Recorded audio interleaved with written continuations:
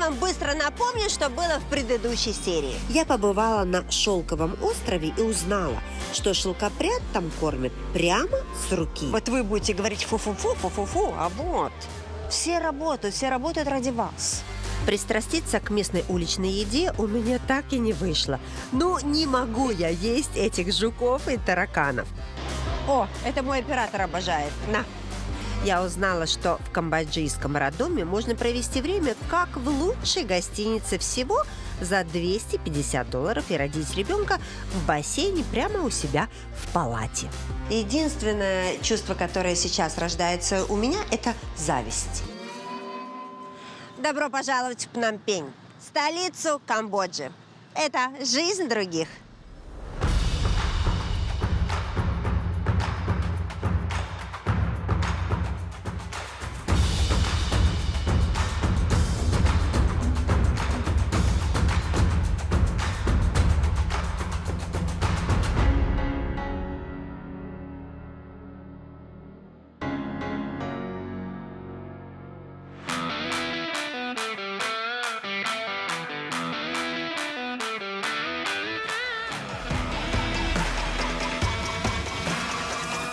Давайте немного освежим в памяти знания о Камбодже. Это королевство находится в самом сердце Юго-Восточной Азии, между Таиландом и Вьетнамом, с населением около 18 миллионов человек. 95% из них – буддисты. Они верят в перерождение и стараются жить так, чтобы в следующей жизни не стать собакой или змеей. Зимой здесь жарко, а с мая по октябрь еще и мокро, потому что это сезон дождей. Большинство камбоджийцев, или как их еще называют хмеров, занимаются сельским хозяйством. А в крупных городах торгуют, шьют, чинят, варят и гоняют на байках и тук-туках. Если бы я родилась в Камбодже, то, возможно, стала бы женой Хенга. Помогала я ему в продаже удобрений и разводила цветы прямо на крыше своего дома. Или пошла бы работать в полицию и ездила в патрульной машине в рейды вместе с майором полиции. А на пенсии я бы, как господин Серетхонь, писала книги, преподавала в университете и путешествовала. Интересно, а пьющие ли здесь люди? А как не пить? Пьем с большим удовольствием. Только не за рулем, конечно. Во время обеденного перерыва. Вы же про кофе со льдом спрашиваете? Вы сейчас обалдеете, потому что Камбоджа оказалась моя страна, потому что тут любят кофе точно так же, как люблю его я. И вот в кофейнях их тут миллион, да на каждом углу. Люди собираются, пьют, болтают, и именно кофе соединяет людей в Камбодже. Камбоджийцы сами выращивают кофе, в основном робусту, и обжаривают его почти до черного цвета, поэтому вкус получается крепким и густым.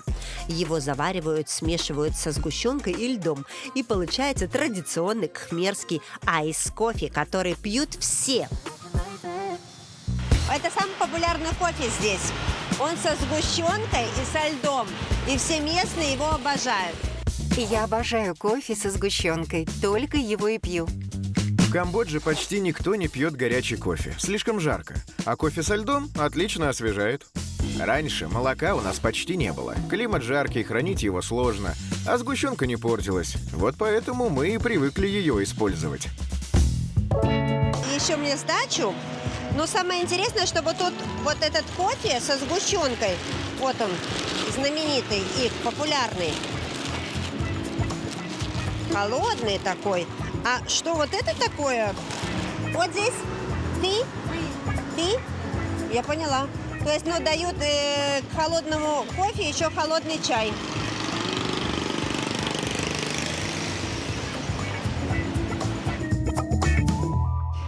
Кофе я аж попробую, а с чаем как-то сам разберись.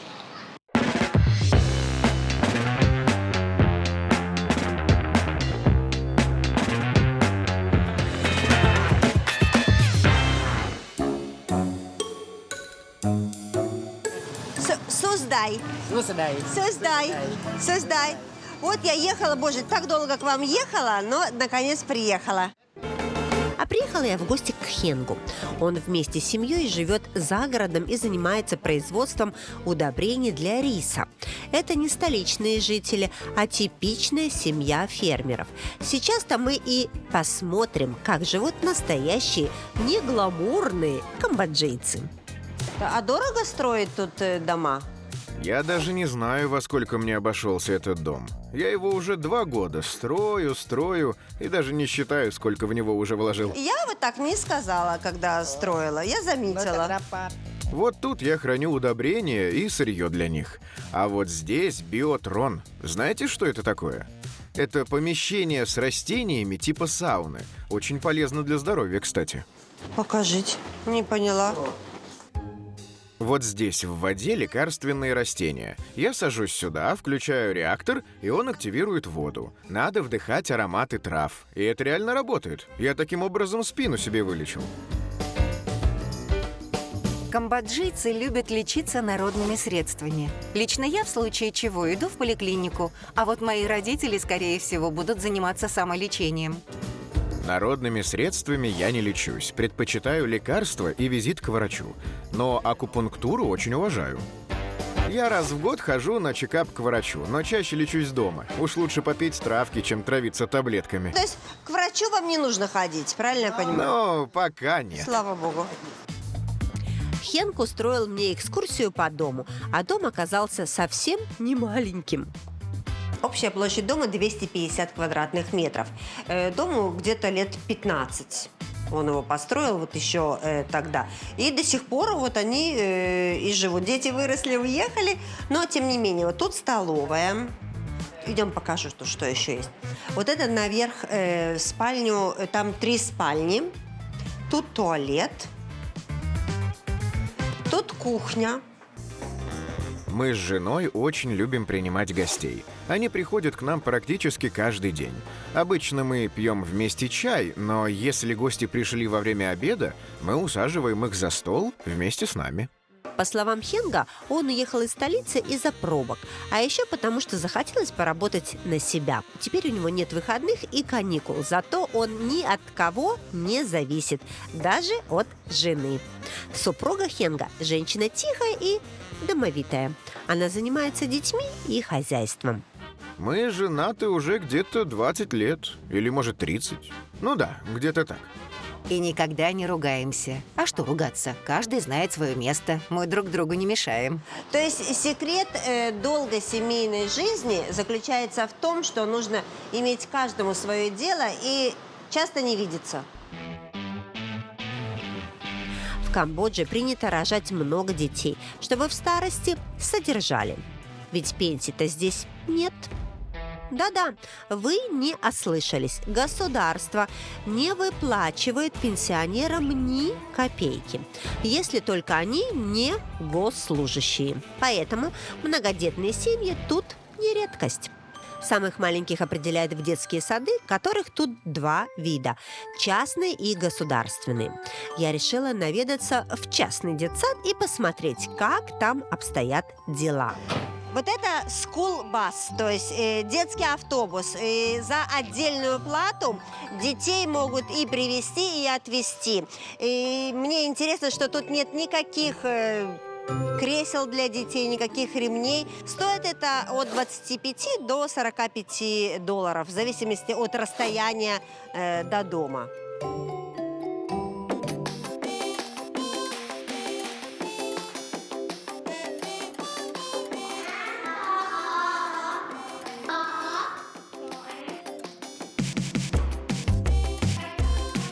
Детей в детский сад отдают с 2 лет. И в 7:30 утра они уже должны быть в садике, потому что начинаются занятия.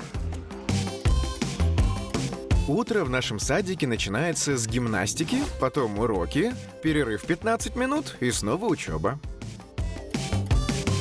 Обычно родители забирают детей после обеда, но за дополнительную плату малыши могут остаться на тихий час и 2-ю смену. У нас уже учитель сказал, что дети, так нельзя себя вести. Но тут детям можно все. Уже был обед, уже был тихий час. Сейчас дети сидят и учат математику. Тут дети от 2,5 до 3,5 лет. Моя бы бабушка, знаешь, что бы сделала, если бы она увидела, что ты так бьешь ручку, да? Нормально тебе? Да? Ты не обиделся? Не обиделся на него? Если родители отдают ребенка на 2 смены, то в год они платят $1600. Это, конечно, могут себе позволить только обеспеченные люди. Знаете, что самое интересное? Что в детском саду вот здесь дети учатся, вот этот дворик, где они играют, а спят, едят и принимают душ, они в другом месте. Мы идем туда. Это я все иду в детский сад, куда-то, где дети спят. То есть вот 2-летние дети закончили свой урок 45 минут и идут. Тут уже дорога, улица. И вот так я шла и пришла в спальню. Вот это и есть спальня. Тут, значит, такие резиновый такой коврик. И каждый ребенок приносит с собой постель. То есть каждую пятницу забирают родители стирать, и каждый понедельник приносят. Вот так ложится ряд мальчиков и ряд девочек. Потому что уже сейчас прошел тихий час, и все уже проснулись. Не могу вам ничего показать. Вот так вот на эту резиновую поверхность стелят одеяльце, подушку и еще одно одеяльце. И вот так они спят. И с ними тут спят 2 воспитателя, которые тоже лежат и отдыхают. В группе обычно по 10-15 детей. За ними следят воспитатель и его помощник. Зарплата воспитателя частного детского сада $250 в месяц. И при этом у него обязательно должно быть высшее образование. Без этого здесь никак. В этом же здании, где дети спят, тут же находится и вот такая милая столовая. Интересно, что родители сами готовят детям обед, и вот тут они садятся, и каждый ест свою вкусную еду. Как вы знаете, я очень люблю собак, а именно шпицев. У меня их 3. И какое же было мое удивление, когда я узнала, что в Камбодже это самая популярная порода собак. Я, конечно, сразу решила проверить эту информацию и отправилась в грумерский салон для животных, где их моют, стригут, и вообще тут даже из самой грязной лохматой собаки могут сделать человека. Ну, в смысле, вы меня поняли. В общем, здесь действительно одна из самых популярных собак – это шпиц. Представляете? То есть я могла бы приехать со своим… Да, посмотри, не дают слова сказать. И шпицов тут очень любят, знаете, из-за чего? Из-за того, что они хорошие охранники, потому что они так начинают гавкать, что любой бандит лучше уйдет, потому что иначе он оглохнет. Скажи, а вот этот уже 17-летний, он тоже пришел наводить красоту, да? Хороший такой, муа! В Камбодже любят животных, но содержать их довольно дорого. На маленькую собаку нужно $100-200 в месяц, а если вы хотите большого пса, готовьтесь выкладывать по $500. Помыть и постричь в нашем салоне собаку, которая весит от килограмма до 5, стоит $25. А если она весит больше, то цена уже 35. Я долго уговаривал родителей купить мне собаку, потому что это дорого. Но мне все-таки ее купили. Я очень рад, хотя и приходится убирать за ней на улице, когда она сходит в туалет. А иначе тут оштрафуют. В общем, собак хмеры любят и с радостью заводят, когда на это есть финансы. А вот кошек они дома не держат. Кошки тут на свободном выгуле, как и домашняя птица. Да-да, на улицах Пномпеня легко можно встретить петухов и кур. Даром, что столица.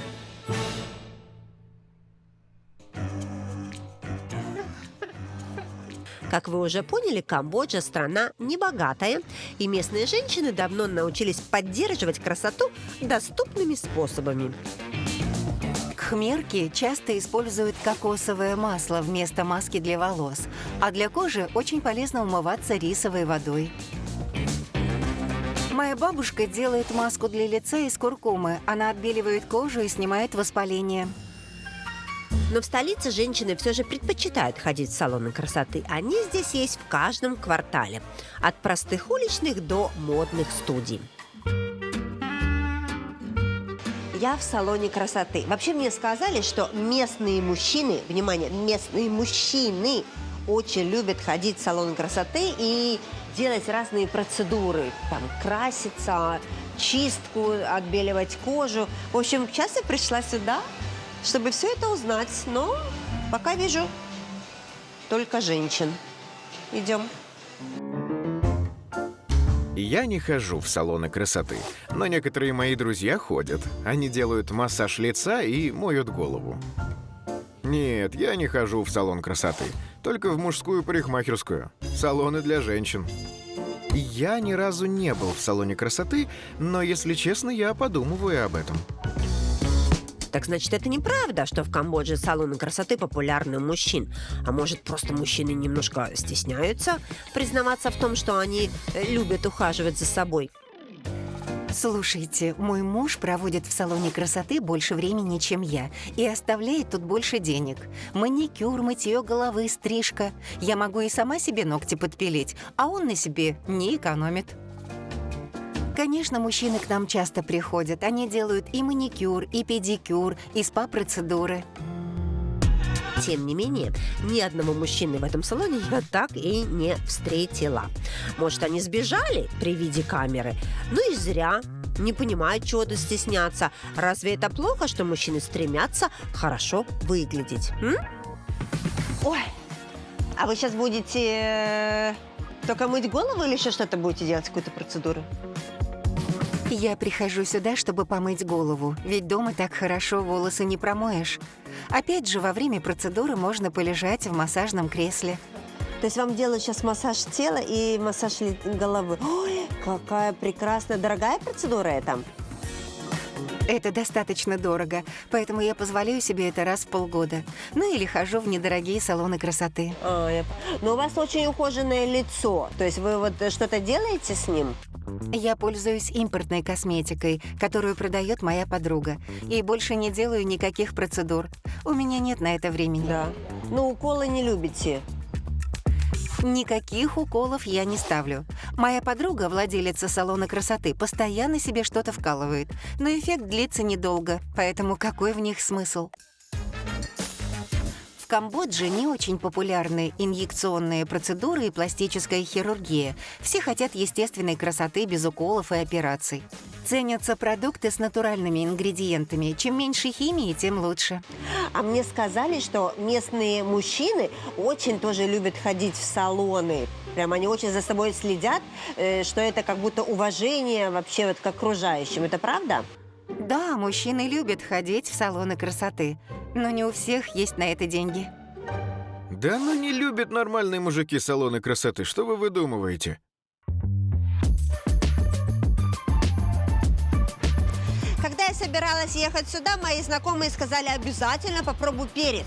Я говорю, какой перец? Они говорят, там какой-то потрясающий перец. Я и подумать не могла, что Камбоджа славится своим перцем. Но оказывается, это да. Идем посмотрим, что это такое. Камбоджа знаменита своим кампотским перцем. Он растет в провинции Кампот. Есть несколько разновидностей этого перца. Красный, черный, белый, а есть еще очень редкий, зеленый. В нашем магазине его тоже можно купить. Представьте себе, этот магазин специализируется только на продаже перца. Потому что кампотский перец – это не просто специя, а гастрономическая гордость страны. Еще бы, его 10 веков уже тут выращивают. Кампотский перец экспортируют по всему миру. Туристы скупают его килограммами, а местные хозяйки кладут его даже в десерты. Я много лет торгую на рынке и хочу сказать, что перец – это самый ходовой товар. В моем магазине перец покупают чаще всего, ведь его добавляют почти во все кхмерские блюда. Узнав про знаменитый камбоджийский перец, я, конечно, сразу решила попробовать какое-нибудь блюдо, куда его добавляют. Мне сказали, что такое популярное кхмерское блюдо, которое подается соусом из камбоджийского перца, называется... Локлам. Локлам. Локла. Локла. Локла. Локла. Оно называется лок-лак.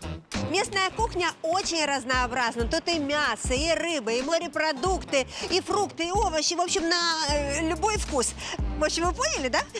Что я пришла в ресторан. Ура! Моя любимая еда. Вот то, что я люблю всегда. Лок-лак – это наш местный бестселлер. Его подают и в уличных столовых, и в хороших ресторанах типа нашего. Это маринованное мясо, приготовленное в воке, и подается оно с перечным соусом. Я, конечно, сразу проникла на кухню. Интересно же посмотреть на процесс приготовления этого чуда кулинарии. Может, заодно повару помогу, как всегда. То есть мясо и рис, да? Это национальное блюдо ваше. Да. А долго оно готовится? Нет, оно готовится буквально 2 минуты. 2 минуты? Что это за Да. блюдо такое? Я буду резать только 30 минут. Так, огурец, я буду резать, да, давай. Как его, так? О, видишь, я молодец. Да. Видишь, как он обрадовался. Мой муж так не радуется, когда я начинаю резать что-то. Камбоджийская кухня очень многообразная. В ход идет все, что есть под рукой. Тут в деревнях подают такие блюда, которые даже я не рискнул бы попробовать. Скажем, суп с красными муравьями. Муравьиная кислота придает блюду кислинку. Это очень полезно, когда под рукой нет лайма. Ну да, опять же, лайм покупать надо, а муравьи бесплатные. Да, хорошо, что я на кухню пришла, за поваром прослежу, а то добавит мне еще в мясо каких-нибудь тараканов. А вы учились, чтобы быть шефом? Или вы просто так вот в душе шеф? Да, я учился, и у меня 25-летний опыт работы. Серьезно? 25 лет? А сколько же тебе лет? Мне 42 года. Я думала, тебе 25. Так, ну все, хорошо. То есть, как бы прошло 5 минут, блюдо еще не готово, потому что я на кухне. Я, наверное, пойду, подожду и буду ждать вот этот лаклам за 2 минуты, да? Засекай время.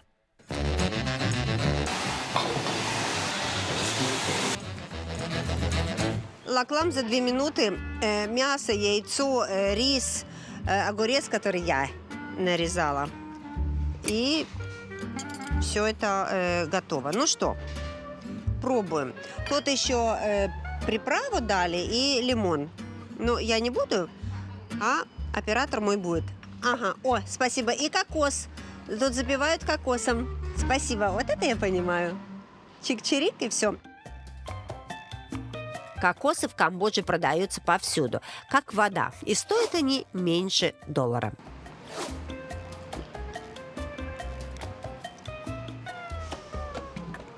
Очень вкусно, но очень остро.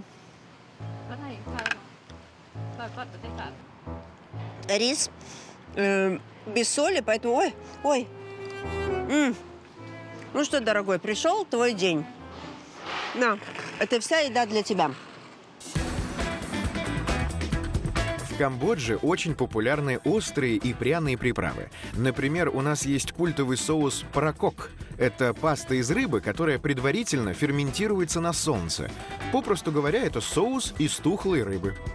Я понимаю, почему дают кокос, потому что очень перченое мясо. И вот как раз... А, нет, подожди, еще не прошло. Прошло. Фух.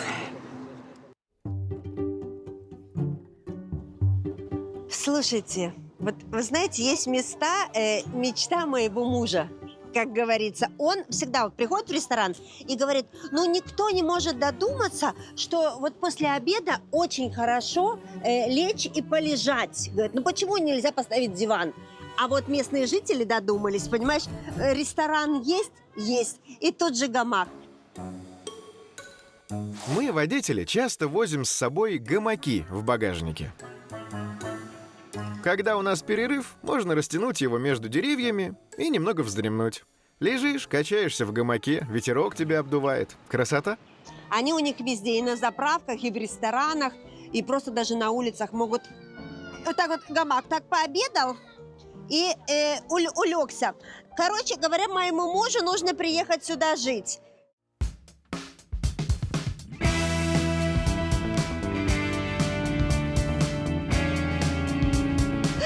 Говорят, тут очень безопасно. Можешь ходить когда угодно, даже вечером, и ничего с тобой не случится. Так ли это? Сейчас мы это все и узнаем у тех, кто за эту безопасность отвечает. Да, Пномпень абсолютно безопасный город. Девушки могут гулять по вечерам и не бояться. В прошлом году у нас не было ни одного случая нападения на женщин. По словам майора туристической полиции Ванды Сарин, он в основном занимается тем, что возвращает туристам потерянные документы. И изредка грабитель может выхватить сумку у туристов. Но, опять же, как говорит Ванда, такие случаи происходят все реже и реже. Камбоджийцы знают, что их ждет в следующей жизни, если они будут плохо себя вести. Можно переродиться собакой или змеей. Конечно же, я напросилась покататься с полицейскими по городу. Ну, когда еще выпадет шанс посмотреть на столицу Камбоджи из окон патрульной машины, а? Но сейчас я со своими новыми друзьями еду патрулировать город, смотреть, безопасно ли тут, никто ли ничего не делает. Ну, в общем, короче, они взяли меня, потому что понимают, кто главный им поможет здесь, да? Ребят, все, я готова, поехали. Так, ну что, куда мы сейчас едем? Мы едем в одно туристическое место, где выставлен наш патруль. Чаще всего для чего туристы вызывают полицию? Обычно нам звонят не когда что-то случается, а когда им нужно что-то перевести. Они не говорят на нашем языке, но знают, что полиция уж точно решит их проблему. Наш офис работает с 7 утра и до 11 вечера. Перерыв с 2 до 3 часов. Можете звонить нам всегда, если потеряете паспорт, например. Но лучше, конечно, его не терять. В последнее время в Пномпене действительно стало безопаснее, меньше грабежей и мошенничества. Раньше многие жаловались на водителей тук-туков. Но теперь появились приложения, с помощью которых можно вызвать тук-тук, и там все официально. Водитель не смошенничает особо. Видела в фильме, что вот когда патруль вот так вот ездит, они всегда пьют кофе и едят пончики. Вы тоже так делаете или нет? Да, мы тоже любим пончики. Но не на службе, конечно, не за рулем. У нас есть 10-минутные перерывы на еду и туалет, когда можно спокойно перекусить. А вам как вызывают вас по рации, да, говорят, срочно, срочно, приезжайте по такому-то адресу, воровали какую-то глупую туристку, которая ходит с документами и все теряет, и сумку постоянно теряет. Есть такая одна. Туристы звонят к нам в офис, а диспетчер уже связывается с ближайшим патрулем по телефону или рации. Мы сейчас разрабатываем приложение для туристов, с помощью которого можно будет и вызвать подмогу, и вопросы задать. В ходе беседы с полицейским мне удалось выведать, что некоторые виды мошенничества в Пномпене все-таки неистребимы. Да, мошенники порой притворяются полицией, чтобы стрясти штраф с туристов, не знающих законы Камбоджи. Вам нужно смотреть на 3 вещи: униформа, полицейский значок и бейджик. Важно, чтобы лицо совпадало с фото на бейджике. Ну, судя по всему, работа у полицейских в Пномпене не пыльная. Колеси себе по дорогам столицы и помогай туристам паспорта найти. Кстати, я тут узнала, что в Камбодже абсолютно все принимают чаевые, и полиция в том числе. Полицейские вам в этом, конечно, не признаются, но да, они берут чаевые за помощь. Иногда просят денег на кофе и сигареты, когда тормозят машину на дороге. Не существует формального обычая чаевых для полиции. Это коррупционная практика, которая официально запрещена. Но иногда с таким можно столкнуться. Чаще всего в деревнях, конечно. Зарплата у камбоджийцев невысокая, все вертятся как умеют. Это жизнь других. Чем дольше я нахожусь в Камбодже, тем больше понимаю, кхмеры умеют находить баланс между работой и отдыхом. Они с одинаковым рвением окунаются в водоворот дел и предаются отдыху.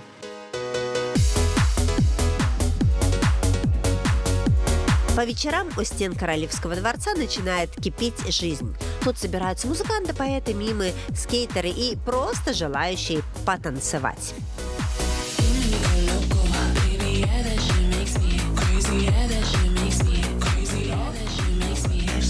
потому что местные жители уже поняли, как нужно жить. Каждый день в 6 часов вечера они включают в Центральном парке музыку и просто танцуют. И молодежь, и старики. И таким образом и время проводят хорошо, и здоровье, и спина не болит. И все прекрасно. Людей никто не организует для танцев. Это такая самопроизвольная городская привычка. Уже лет 15 народ вот так собирается и танцует. Камбоджийцы мало ходят в спортзалы, зато очень любят коллективные тренировки на улице. Если ты решил прийти сюда, чтобы с кем-то поболтать, ты выбрал не то место и не то время. Оставь надежду. Всяк сюда входящий, как говорится, здесь не разговаривают, здесь танцуют. А вы сюда часто приходите? Твои движения должны быть грациозными. Ножку ровно, А вы сюда часто приходите? делаешь шаг вперед. А вы каждый день сюда ходите, танцуете? Нет, я хожу сюда 3 раза в месяц. Но есть и те, кто ходят каждый день. А сюда может приходить кто угодно, любой человек, или надо записываться? Да, сюда может прийти любой желающий, вне зависимости от возраста. И наши учителя совершенно бесплатно обучат его танцу. Изначально в Камбодже танцы были ритуалом для богов. А танцовщицы не развлекали публику, а общались с божествами через движение. Не знаю, можно ли назвать мой танец божественным, хотя мне хотелось бы, конечно, но я, честно, старалась. Хотя это было непросто. Ну, это сложные танцы. Как вы так танцуете? А, пальцы. Хватит уже издеваться надо мной. Thank you very much. Thank you. А по дороге в гостиницу я разговорилась с водителем тук-тука. Мне стало интересно, насколько тяжела и неказиста жизнь камбоджийского таксиста. А может, наоборот, она легка и прекрасна? А это хороший бизнес иметь свой тук-тук вообще тут? Да, это выгодный бизнес. Иначе бы я полгода назад не уволился с прошлого места работы. Одна поездка стоит $2 на человека. Можно заработать $50 в день. Для Камбоджи это очень неплохо. Сколько стоила эта машинка? Этот тук-тук обошелся мне в $4500. Надеюсь, я скоро заработаю и отобью его стоимость. Это и правда неплохие деньги для Камбоджи, учитывая, что ткачихи на Шелковом острове зарабатывают $100 в месяц. Но вообще, конечно, все познается в сравнении. Даже сами жители Пномпеня расходятся во мнении относительно того, сколько денег нужно для счастья. Средняя зарплата тут $250. На эти деньги можно прожить, без излишеств, конечно. $300-500 вполне хватает для жизни без стресса. Для того, чтобы семья из 4 человек ни в чем себе не отказывала, нужно зарабатывать $1500 в месяц. Я думаю, не меньше $2000-3000. Примерно столько нужно, чтобы позволить себе комфортную жизнь и путешествия.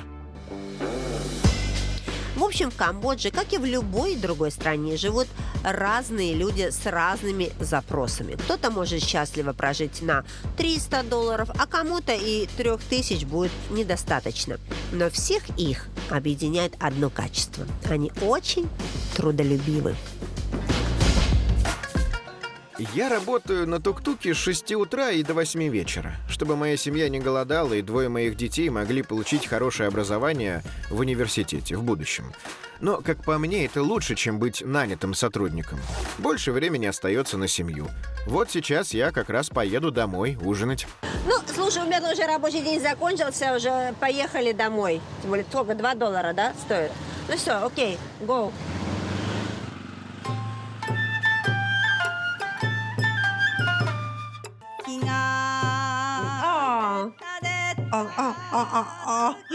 Надеюсь на это.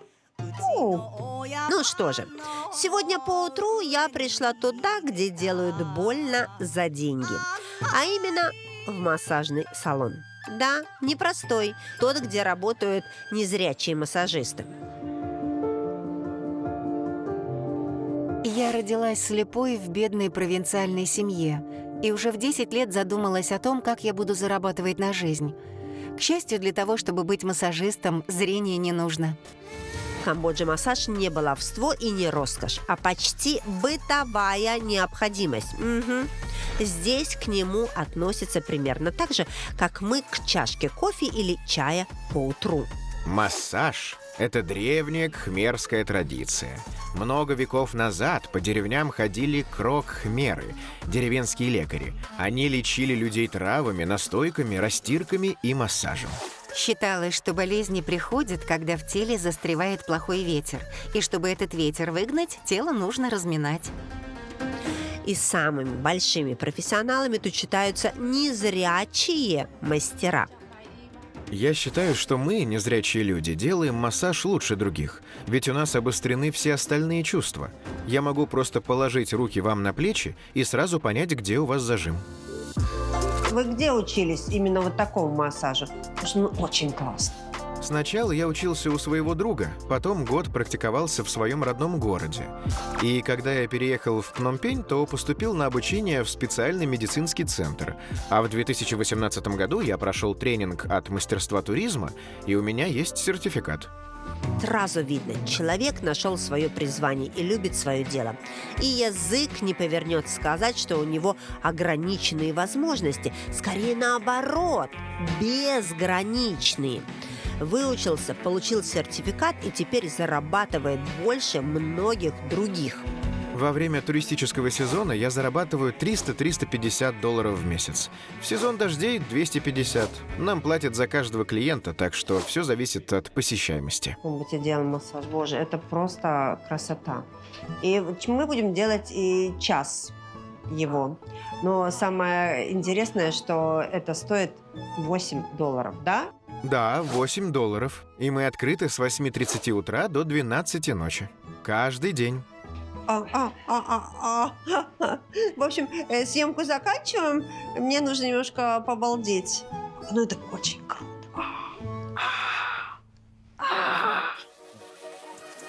На улицах Пномпеня часто можно встретить пожилых людей за работой. Кто торгует на рынке, кто трудится в мастерских. Поначалу думаешь, вот это бодрость, молодцы. А потом выясняется, просто им не платят пенсию. И работать приходится до глубокой старости. Пенсионная система у нас только развивается, ее внедрили 4 года назад. Но для того, чтобы получать пенсию, человек должен быть зарегистрирован и платить взносы на протяжении долгого времени. То есть нынешним пожилым людям рассчитывать особо не на что. Мы можем полагаться только на себя, на своих детей и внуков, а тем, у кого их нет, приходится работать в 70 лет и в 80, а кто-то вообще собирает пластиковые бутылки, чтобы сдать их и купить рис. Но некоторым пожилым людям повезло чуть больше. К одному такому пенсионеру я отправилась в гости. Раньше я работал на государственной службе, поэтому мне полагается пенсия. Вот уже 7 лет, как я пенсионер, но я все равно продолжаю работать. Преподаю в университете и пишу книги. Хос честно признается, не все люди в Камбодже могут похвастаться таким уровнем жизни. У него есть и медицинская страховка, и возможность путешествовать за границу. Конечно, я понимаю, что не всем повезло, как мне. Но поэтому я и говорю своим внукам: получайте образование, поступайте в университет, чтобы потом устроиться на достойную работу. Да, это правда. Дедушка всегда говорил нам о важности образования. Сейчас мы оба учимся в старшей школе, но скоро пойдем в колледж. В Камбодже, как и в любой другой стране, высшее образование – это путевка в жизнь. Я всегда обожаю слушать людей, которые уже вышли на пенсии, потому что я думаю, что вы уже прожили какую-то часть большую жизни и можете дать совет молодежи, как не знаю, нужно жить, как нужно беречь себя для того, чтобы на пенсии быть вот такой, как вы, счастливый, здоровый и богатый. Нужно быть всегда активным. Наверное, в этом и есть счастье. Заниматься интересным делом, увлекаться, не сидеть сложа руки, даже если тебе пенсию уже выплачивают. Дело ведь не в деньгах, а в том, чтобы чувствовать себя нужным и востребованным.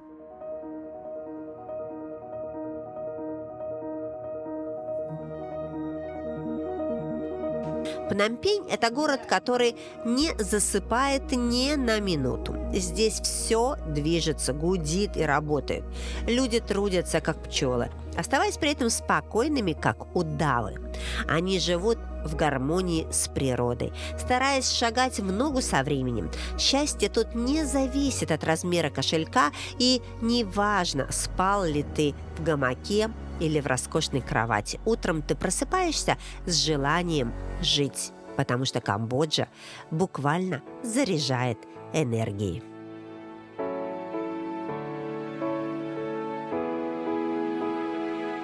It's no use living if you're already dead. It's not worth saying if it's already said. Even if it all goes over your head, believe it if you want to. So keep your eyes on the road and your head in the stars. Follow it down the rabbit hole just a little while longer. You can change anything if you want to. Sing it like ooh, if you want to. Sing it like ooh, if you want to. Если бы я родилась в Камбодже, то в школу ездила на байке. Я могла бы выйти за водителя тук-тука, и тогда у меня было бы не 3, а 10 шпицев. Потому что могла бы себе позволить. На пенсии я жила бы со всей своей большой семьей. И каждый вечер ходила бы в Центральный парк делать зарядку со своими подружками. А счастливой меня бы делала Осознание того, что когда-то каждый из нас может попасть в нирвану. Вероятно, не в этой жизни и даже не в следующей, но нужно к этому стремиться и совершать только добрые дела. Меня делает счастливой моя работа, моя семья и друзья. В Камбодже ты никогда не чувствуешь себя одиноко и всегда окружен людьми, которые готовы прийти на помощь. Я думаю, в Камбодже просто быть счастливым. Здесь для этого есть все условия. Это очень перспективная страна, которая населена очень душевными людьми. Но как действительно сложилась бы моя или ваша жизнь здесь, мы никогда не узнаем. А нам и не надо. Давайте будем делать свою жизнь счастливой здесь и сейчас. А за жизнью других, как всегда, просто подглядывать.